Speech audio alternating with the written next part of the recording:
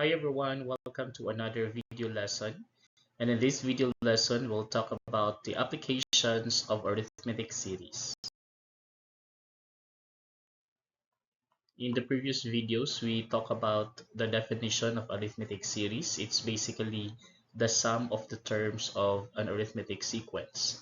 So the formulas that we can use in order to solve problems involving arithmetic series are the following.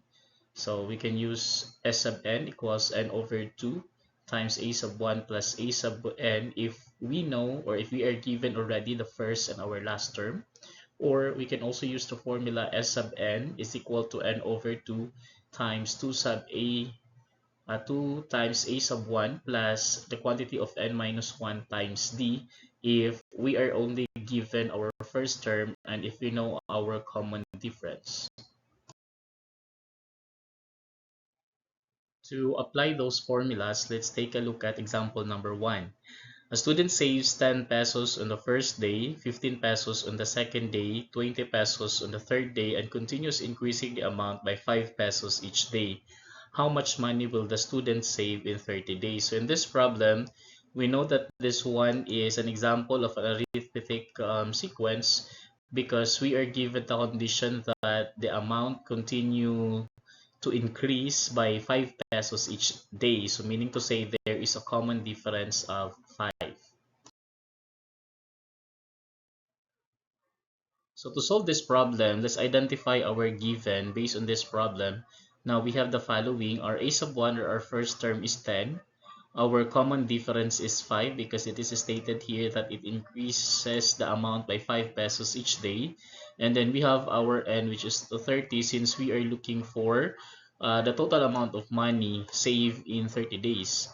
So with that, since we are given only our a sub 1, our d and n, we don't have our a sub 30, so we can use the formula s sub n is equal to n over 2 times 2 times a sub 1 plus the quantity of n minus 1 times d. And by plugging in these values, our a sub 1, our d and n, then we will obtain s sub 30 is equal to 30 over 2 times 2 times our a sub 1, which is 10, and then yung n natin is 30, so we have here plus the quantity of 30 minus 1, and then our common difference or the value of d here is 5.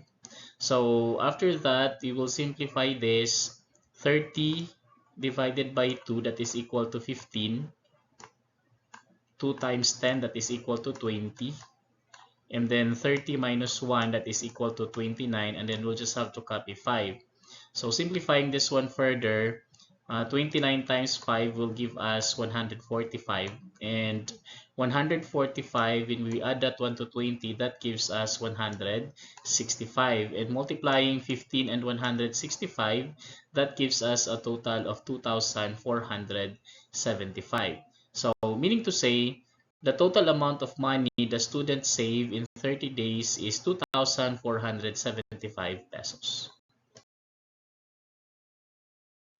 For example, a student decides to read 5 pages on the first day, 8 pages on the second day, 11 pages on the third day, and continues increasing the number of pages by 3 each day. How many pages will the student have read after 15 days? Again, based on the problem, let us identify our given. So we have here our a sub 1, we have 5. Next, our common difference is 3, and then our n here is 15. By substituting these values in the formula, we have s sub n equals n over 2 times the quantity of 2 times a sub 1 plus the quantity of n minus 1 times d. So our n here is 15. We have here s sub 15 is equal to 15 over 2 times 2 times our a sub 1, which is 5. And then our n again is 15, so you have 15 minus 1 times our common difference is 3. And then after that, we simplify. We'll start with multiplying 2 and 5, that gives us 10. And then 15 minus 1, that gives us 14 times 3. So simplifying further, 14 times 3 is equal to 42. And then add that 1 to 10, that will give us 52. And then after that, we have here S of 15 is equal to 15 over 2 times 52. So for this one here, you can simplify this one. 52 divided by 2, that gives us 26, and 15 times 26, that gives us 390. So our answer here for SI15 is equal to 390. So therefore, the student have read a total of 390 pages after 15 days.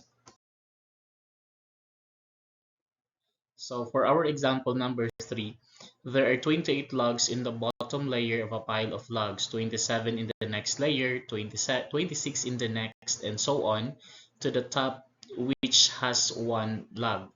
Determine the total logs from the first to the 15th layer. By analyzing our given problem, we know that our A sub 1 here is 28 because there are 28 logs in the bottom layer of a pile. Our common difference is -1 since our number here decreases from 28, it becomes 27 in the next layer, and then followed by 26 in the next layer. So when we subtract our two consecutive terms, that is 27 minus 28, that gives us 1. So that's why our common difference here is -1. And then our n here is 15 since we are asked to determine the total number of logs from the first to the 15th layer. So solving this, substituting these values in our formula, we have S sub 15 is equal to 15 over 2 times 2 times 28 plus 15 minus 1 times our common difference, which is -1. And so when we simplify this, 2 times 28, that gives us 56. 15 minus 1, that gives us 14. And then multiply it by -1, that gives us 14 times -1 is equal to -14. Now combining 56 and -14, that is positive 42. And then after that, we can simplify 42 by dividing it by 2. So we have here 21. So multiplying 15 and 21, that gives us 315. So therefore, there are a total of 315 logs from 1st to 15th row. Example number 4. A foundation awards scholarships in increasing amounts. The first student receives 2,000. The second student receives 2,500. The third student receives 3,000, and so on, increasing by 500 pesos each time. If 40 students are awarded scholarships, what is the total amount distributed? To determine the total amount distributed, we need to identify again the values of our A sub 1, the values of D and N. So based on the problem, since our first student receives 2,000, so that will serve as our A sub 1, and it is increasing by 500 pesos each time, so that will serve as our value for D. And then there are 40 students awarded scholarship, so that will serve as our value of N. So substituting A sub 1, D, and N in the formula, we will then have S sub 40 is equal to 40 over 2 times 2 times 2,000 plus 40 minus 1 times 500. Simplifying 40 over 2, that gives us 20. 2 times 2,000, that gives us 4,000.